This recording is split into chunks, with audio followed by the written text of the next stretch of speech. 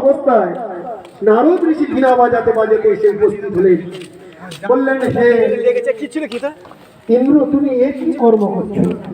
একজন স্ত্রীকে তুমি এমন করে টানছ, যার গর্ভে একটা সন্তান আছে, তাকে তুমি এমন করছো? তো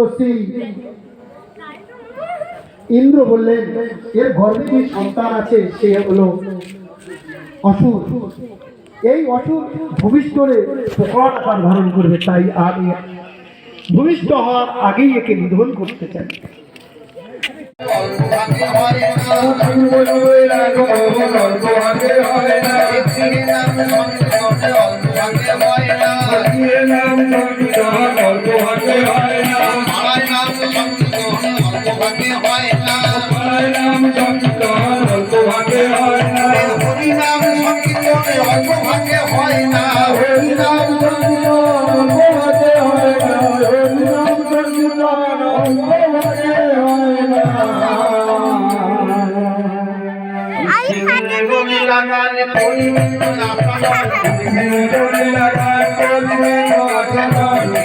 I